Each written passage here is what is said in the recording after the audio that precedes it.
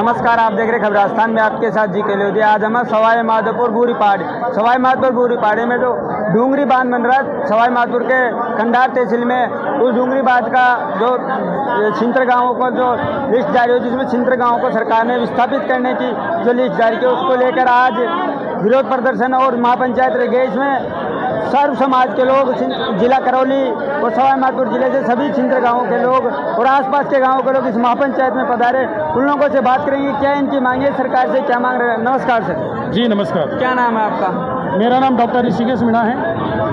पार्टियों का कोई मतलब नहीं है। यहाँ हमारे 76 गांवों का सर्व समाज का एक मुद्दा है। सरकार जो 76 गांवों की हत्या करने जा रही है डूंगरी बांध के नाम से, कि डूंगरी बांध एक CRCP की योजना के तहत पानी पिलाने की योजना थी सरकार की, लेकिन पानी पिलाने के बहाने सरकार हम 76 गांवों की हत्या करने जा रही है। हत्या का मतलब है हमारी ज़मीन छीन रही है, हमारा जंगल छीन रही है, हमारा सब कुछ छीन रही है, घर बार सब कुछ। अगर हमारा जीवन नहीं रहेगा तो इस योजना का क्या फ़ायदा हमको। इसलिए सर्व समाज 76 गांवों का निवेदन है, आग्रह है सरकार से कि हम 76 गांवों की जो प्रार्थना है इसको स्वीकार करें और इस बांध को पोस्टपोन करें, क्योंकि हम मर जाएंगे लेकिन हमारी ज़मीन नहीं छोड़ेंगे। यही हमारा कहना है और यही हम चाहते हैं कि ये डूंगरी बांध नहीं बंधे। सरकार कह रहे हैं मुआवजा देते हैं हम। हमें कोई मुआवजा नहीं चाहिए। हमें 1-1 करोड़ नहीं, 1-1 अरब भी दे दोगे तब भी हम लोग हमारी जगह नहीं छोड़ेंगे, चाहे हम जल में डूब के मर जाएंगे। जल में डूब के मर। ये हमारा प्रण है 76 गांवों का। यह अकेले किसी व्यक्ति विशेष का नहीं है, सर्व समाज 76 गांवों का हमारा निर्णय फाइनल है। फाइनल निर्णय। हाँ। चाहे कुछ भी हो जाए, बांध नहीं बनने देंगे। बांध नहीं बनने देंगे किसी भी कीमत पे, क्योंकि बांध जब हमारे हित में नहीं, हमें फायदेमंद नहीं, तो किस काम का बांध हमारे लिए। क्यों, इस बात को सरकार को सोचना चाहिए। और सरकार प्लान कर रही है, एक षड्यंत्र रच रही है प्री प्लान के तहत कि हम उद्योगपतियों को ऐसा कर देंगे, तो ये हम कभी नहीं होने देंगे। क्योंकि पहले घोड़ा जमाना था, कर लिया, अब हम कभी नहीं होने चाहिए। आज एक नहीं, आज 76 गांव में हर घर में हर व्यक्ति अम्बेडकर है, हर व्यक्ति संविधान की पालना करेगा, हर व्यक्ति लोकतंत्र की पालना करेगा। और संवैधानिक और लोकतंत्र तौर तरीकों से हमको जितना जन आंदोलन करना है उतना बड़े से बड़ा जन आंदोलन हम करेंगे, और इसके लिए हम मरने को पूरी तरह तैयार हैं। सरकार का तो कहना है जल स्तर बढ़ेगा, आसपास के इलाकों में जो पानी की समस्या है वो खत्म हो जाएगी। मान लिया सरकार का ये योजना ऐसा कहना है कि जल स्तर बढ़ेगा पानी, लेकिन वो जल स्तर, वो पानी किस काम का? जो 76 गांव की जनताओं को उजाड़ा जाए, उनका जीवन छीना जाए, उनका रोजी रोटी छीना जाए, उनका पेट काटा जाए, उनकी गर्दन काटी जाए, वो पानी कोई काम का नहीं मानते हम 76 गाँव। पानी कोई काम का नहीं मानते। हाँ, ऐसा पानी कोई काम का नहीं, वो जहर है हम 76 गाँवों के लिए, वो पानी नहीं है। आपका क्या कहना है सर, जो ये 76 गांव की विस्थापित की लिस्ट निकाली है सरकार ने, ये डूंगरी बांध बन रहा है। सरकार की योजना किसानों से जल, जंगल और ज़मीन तीनों छीनने का एक षड्यंत्र चल रहा है। हमारा सवाई माधोपुर जिले का विश्व फेमस जंगल, इसका नाम है रणथंभौर नेशनल पार्क, वो तो पहले ही छीन लिया, नीजातों में है पूरा, क्योंकि वहाँ किसी भी तरह का आक्षेप हमारा ग्रामीणों का नहीं है। अब आ गया कि 10,000 लोगों से उनकी ज़मीन छीनने का एक ही षड्यंत्र रचा जा रहा है, जिसके हम खिलाफ है। और ये आज बूरी पहाड़ी के बालाजी मंदिर पर प्रांगण में ये एक पहली छोटी मीटिंग का आयोजन किया गया था, एक सोशल मीडिया के माध्यम से आह्वान किया गया था, जिसमें 2000 लोगों की उपस्थिति है। और अगली मीटिंग को हमने 8 जुलाई को आयोजन का घोषणा की, जिसको डूंगरी के अंदर आयोजित की जाएगी, एक विशाल, जिसमें 10 से 15,000 लोग उपस्थित होंगे। और जो ये षड्यंत्रकारी जो नीति, जो पूंजीवादी लोग सरकार के माध्यम से जो कर रहे हैं, उनके खिलाफ हम लोगों को जागरूक करेंगे, जन आंदोलन करेंगे।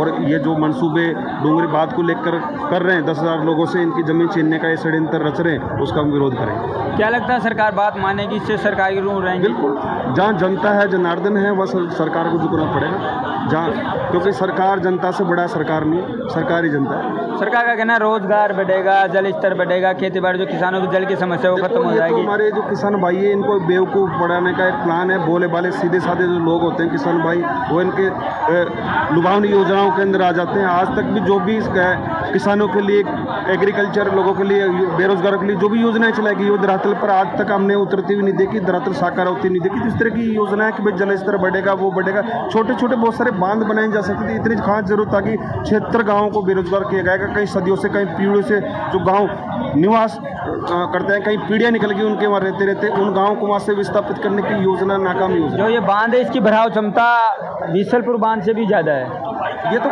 2 लाख मिलियन क्यूब का पानी की भराव क्षमता, जो शायद राजस्थान का सबसे बड़ा बांध है, इसमें से 10 जिलों को पानी की ये योजना का प्लान बना रहे हैं। लेकिन योजना का प्लान ऐसा नहीं होना चाहिए कि जिसमें से कम 76 गाँव से जुड़े हुए 20 लोगों को अपनी जो पीढ़ियों से पीढ़ियों जो जमीन पर खेती करते हैं उसको छोड़ के जाना पड़े। मांग भी है, ERCP योजना भी किसानों की मांग थी। नहीं, मांग ठीक है, बट जो ये षड्यंत्र रच रहे हैं, ये षड्यंत्र रणथंभौर नेशनल पार्क के यहाँ जो पूंजीवाद बड़ी बड़ी जो होटल 5 स्टार 7 स्टार होटल जो बनी हुई है, उनका ही षड्यंत्र प्लान है कि यहाँ जमीनों के भाव या DLC रेट पूरे भारत में, पूरे जयपुर की जो MI रोड है, राजधानी जो राजस्थान की राजधानी MI, उस MI रोड पर जो DLC रेट है, वो DLC रेट यहाँ रणथंभौर के अंदर है। तो ये लोग चाहते हैं कि जो गाँव विस्थापित हो जाए, जमीनें खाली जाए, ताकि हम जमीनें सस्ते दामों पर सरकार से ले सकें।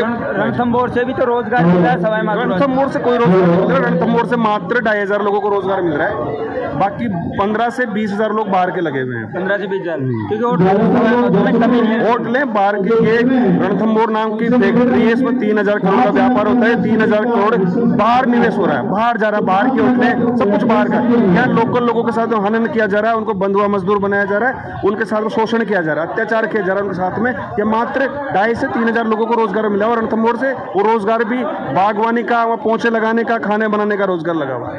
आप क्या कहेंगे सर, जो ये योजना है, जो ERCP योजना, इसके अंतर्गत जो सवाई माधोपुर जिले में डूंगरी बांध बना है, जो छिंतर गाँव, जो जिसमें लगभग ज़्यादातर जो गाँव है वो तो सवाई माधोपुर जिले के, कुछ गाँव जिला करौली के भी है, जिसमें छिंतर गाँव को विस्थापित करने की बात जो सरकार। मैं अमर सिंह मीना बाडोलास जयपुर से चलकर यहाँ आया हूँ।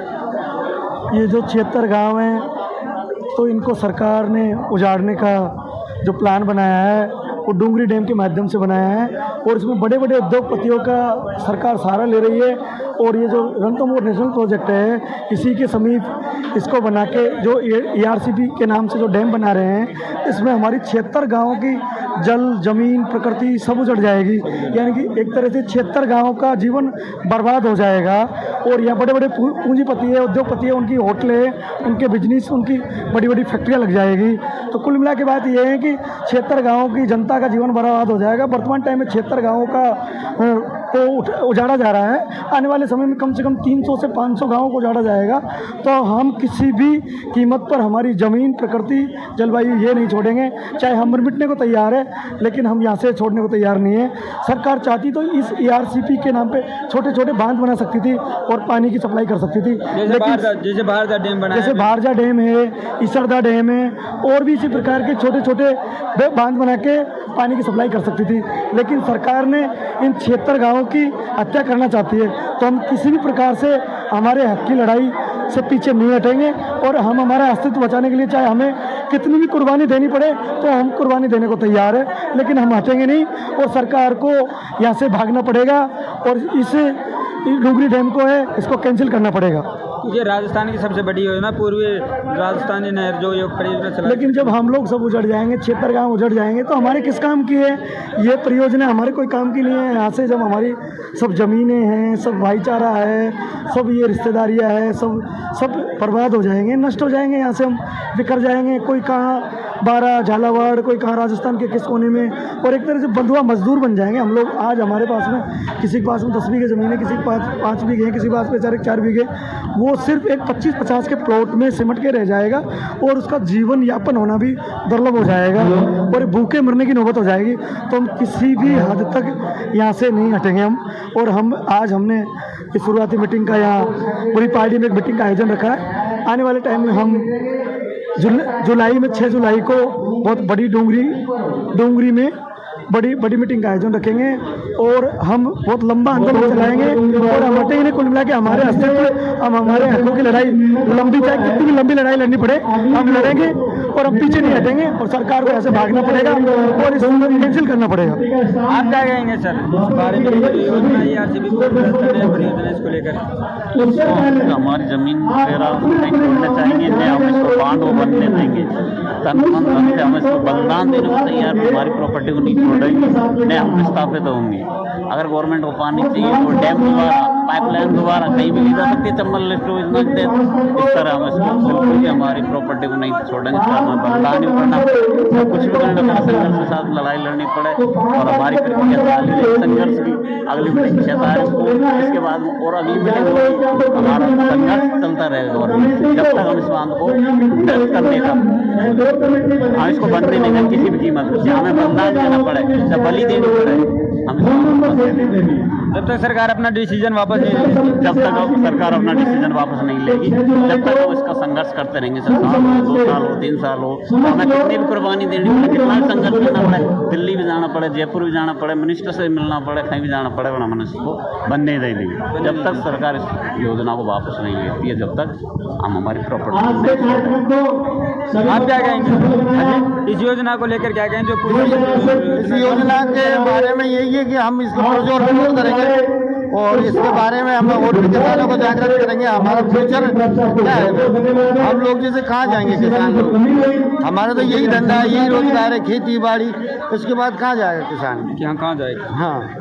तो और जिस तरीके से लोगों को, उद्योगपतियों को, जैसे ज़मीनें जब भी आता है किसान का ही नंबर आता है, कभी उद्योगपतियों को दी जाती है, कभी विस्थापित किस नाम से, कभी हाइड्रो के प्रोजेक्ट के नाम से, कभी किस नाम से, जब भी या सेंचुरी या किसी भी प्लानिंग के तहत जब भी उठाया जाता है किसानों को ही उठाया जाता है। ऐसा क्यों?